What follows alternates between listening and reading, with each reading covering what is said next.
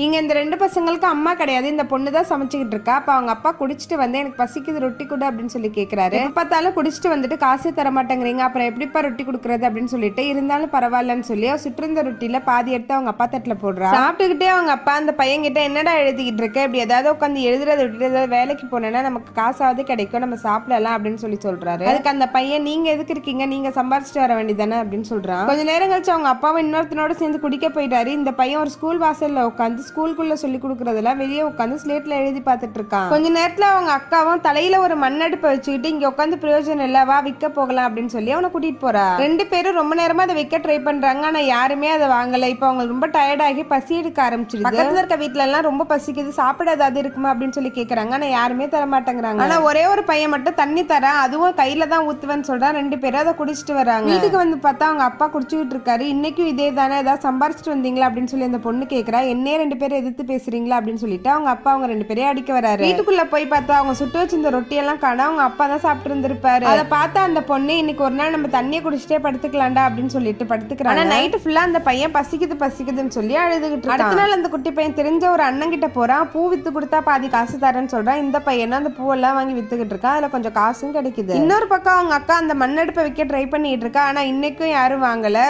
பசி தாங்க முடியாம டயர்ட் ஆகி ஒரு இடத்துல உட்காந்துகிட்டு இருக்கா. தூரத்துல ஒரு ஓலக்கொட்டாயில சாப்பாடு கட்டி வச்சிருக்காங்க. இவ அதை போய் எடுக்கிறா. அதை பார்த்துட்டு எல்லாரும் துரத்துறாங்க. இவ அந்த சாப்பாடை தூக்கிட்டு வேகமா வீட்டுக்கு ஓடி வர. வீட்டுக்கு ஓடி வந்தா வீட்டு வாசல்ல அவங்க அப்பா குடிச்சிட்டு விழுந்து கிடக்குறாரு. இவ வேகமா ஓடி வந்தவ தடிக்கு கீழே விழுறா. கையில வச்சிருந்த ரொட்டியும் கீழே மண்ணில் விழுந்துருது. அப்ப அந்த சின்ன பையன் வெளியே வந்தவன் வெளியே 2 பேரும் விழுந்து கிடக்கிறத பார்த்துட்டு அவன் கையில வச்சிருந்த காசையும் பாக்குறான். அவங்க அக்கா பசியால திருடி ஆயிட்டா, அவங்க அப்பா குடிகாரனவே ஆயிட்டா. இவன் படிச்சாதான் மேல வர முடியும் அப்படின்றத புரிஞ்சுக்கிறான். வறுமையை வெல்ல ஒரே ஆயுதம் படிப்பு மட்டும்தான். இதை நீங்க அக்செப்ட் பண்ணீங்கன்னா கமெண்ட்ல ஒரு ஹார்ட்டின் போட்டு போங்க. வீடியோ பிடிச்சிருந்தா லைக் பண்ணுங்க.